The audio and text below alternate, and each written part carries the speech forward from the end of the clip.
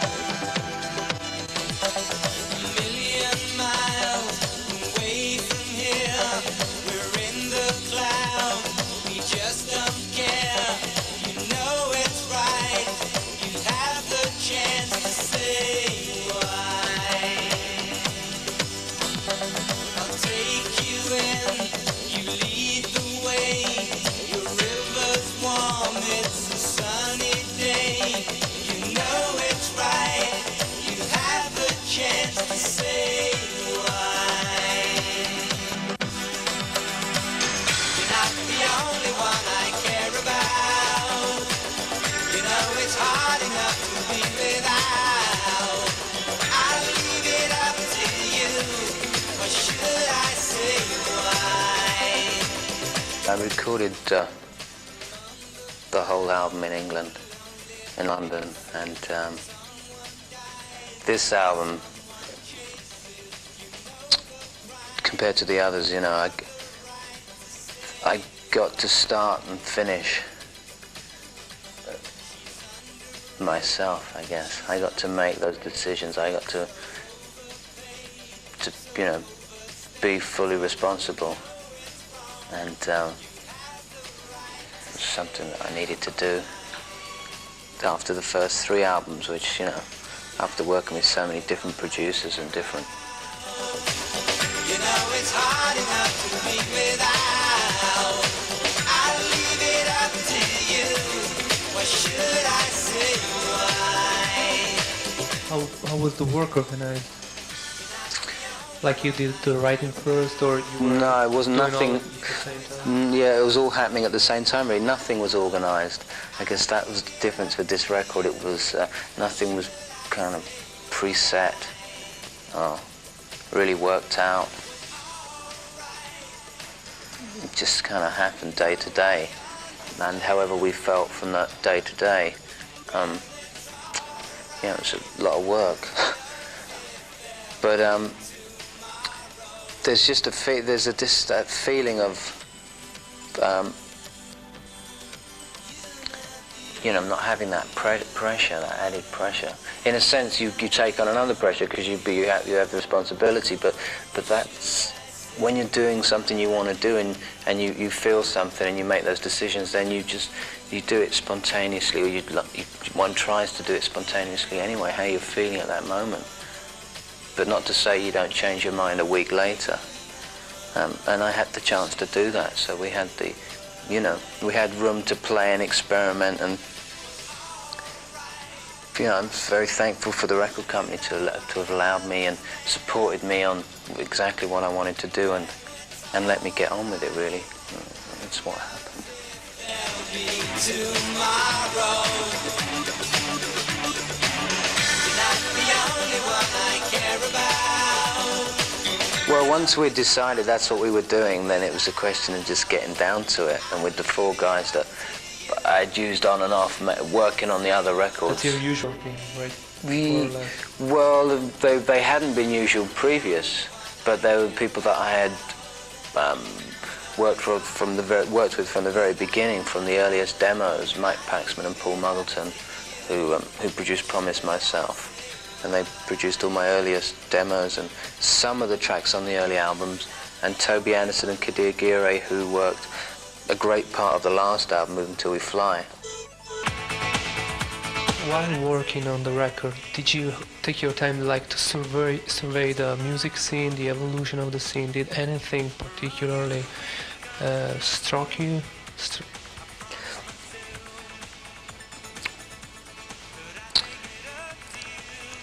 Not to, you know, I was aware of things that were going on. It wasn't so much individual artists, or, you know, if one just takes a trip down to a club these days, you're going to hear depending on what style of club. If you go to, you know, if you go into a rave or one of the acid clubs, you're going to hear some interesting things, and it's only you're going to learn a few things if you're open to it. And I guess with a combination of the new rhythms and just been working on it myself, and with Toby and Kadir, who are very much into club music, you know, they've been teaching me, I guess, a thing or two about rhythms, and then from my past, so much of the music I grew up with and listened to,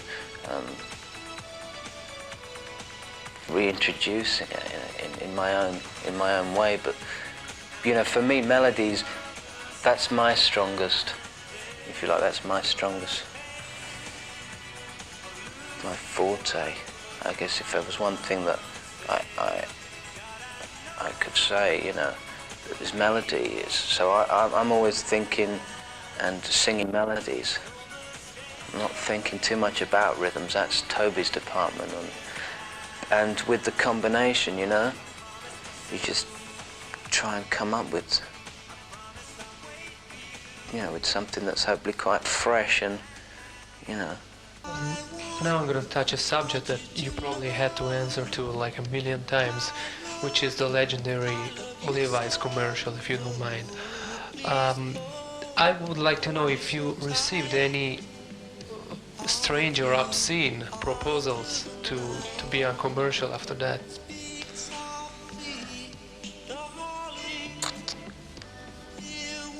Not really, you know, it was just that, you know, I was off by then. I was off, you know, in the music, and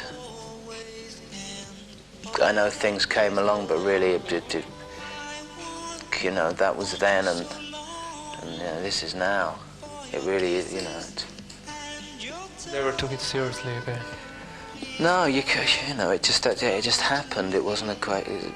It wasn't that one didn't take it seriously, or the people that that happened. It was one of those strange feats, if you like. It was, no one had any idea or any control on it, really. But it's something I had to deal with personally. But you know, but it wasn't what I was set out to do. So you know, I had to just keep moving on and, you know, getting on with what.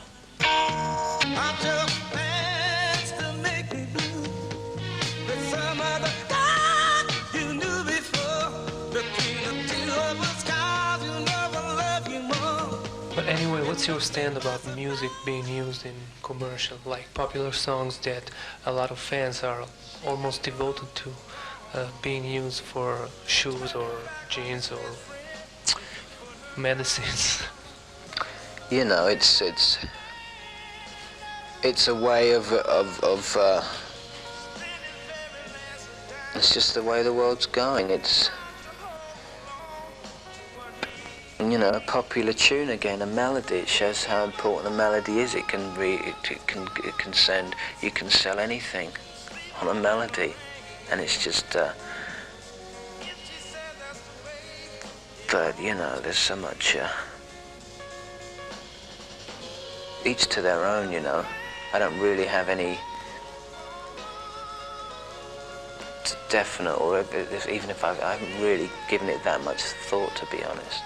You know, it doesn't really bother me.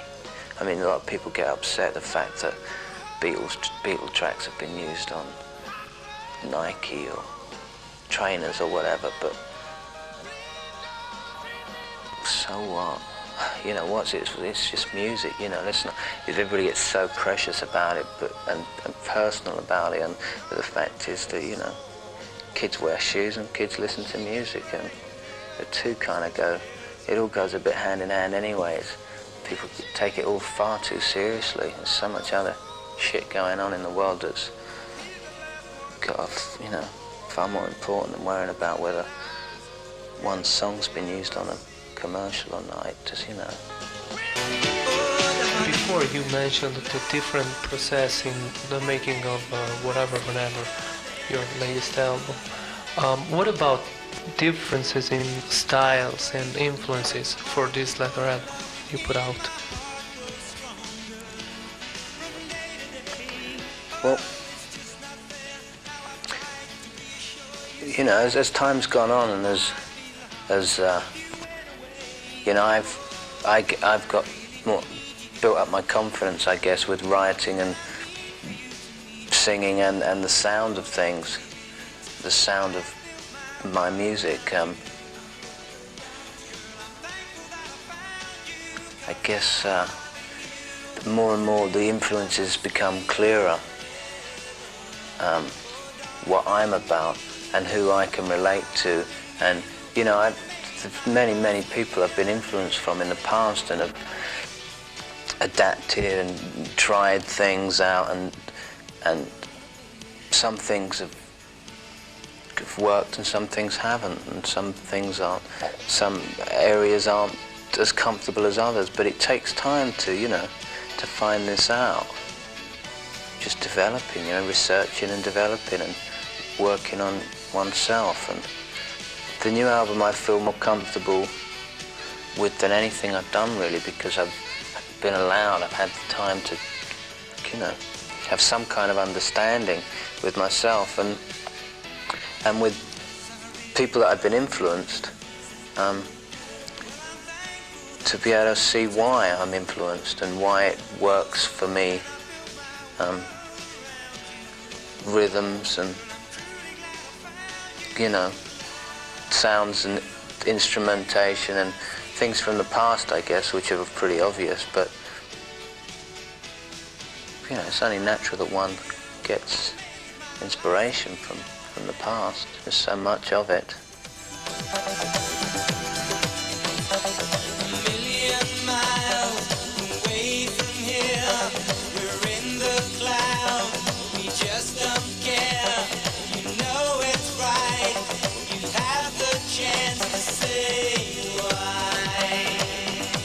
Is this the very first time you're totally involved in doing videos and making videos? No, I've made most of them with Mark and get involved with each one to whatever extent I need to. I mean, with the new one I shot parts of it and I edited parts of it.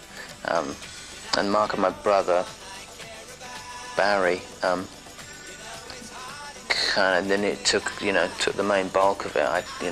I let them get on with it, really. As far as the animation, there was a lot of animation and live paint work going on directly onto celluloid. So it was, you know, it's different, put it that way.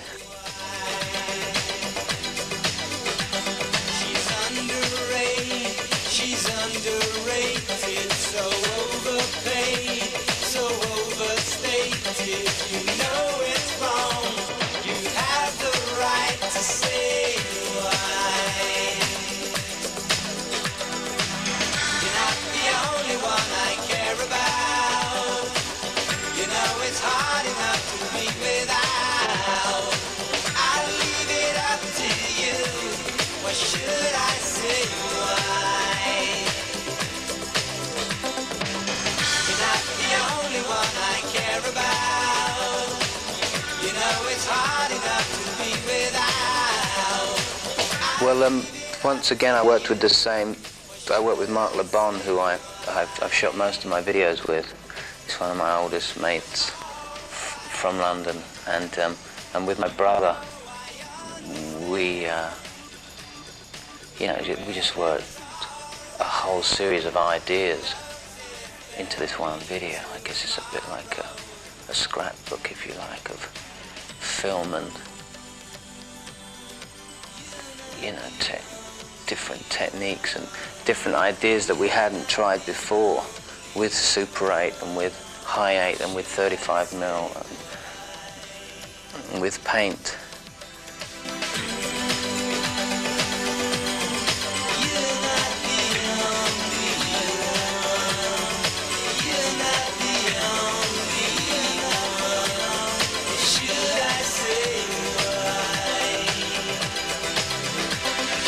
All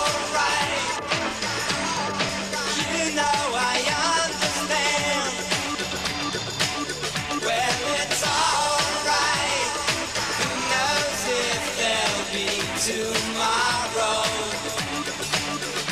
Is the painting work derived from your brother's activity? Was it like the main counselor for the painting stuff?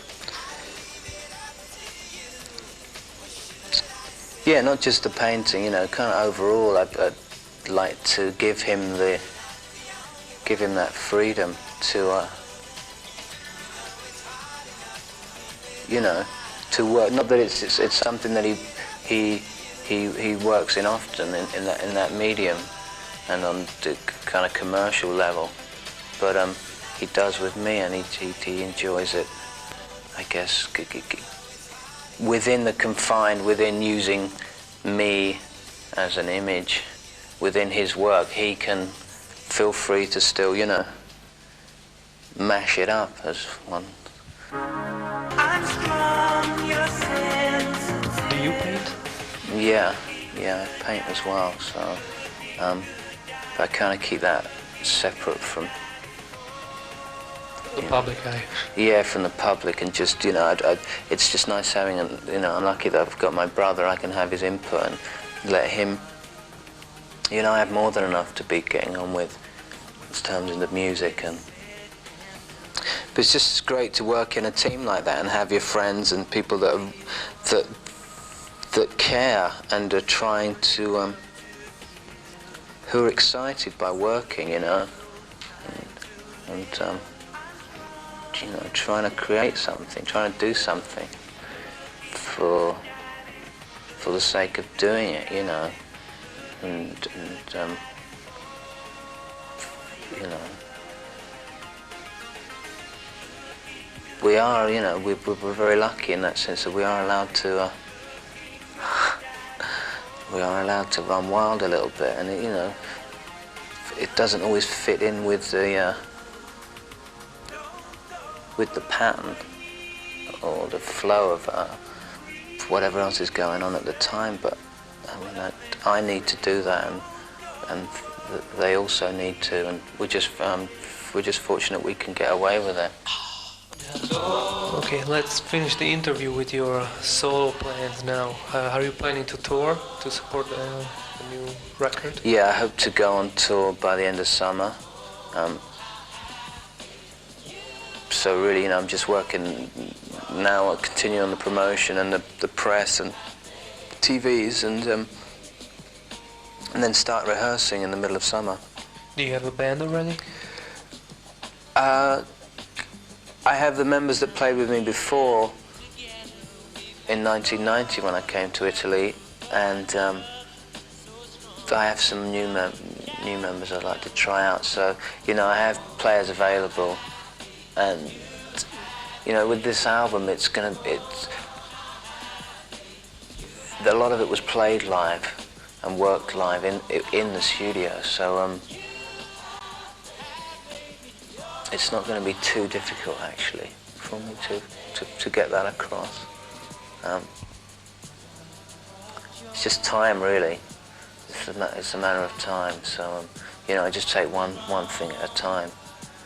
But, you know, I really look forward to getting back on stage, because it was a crack.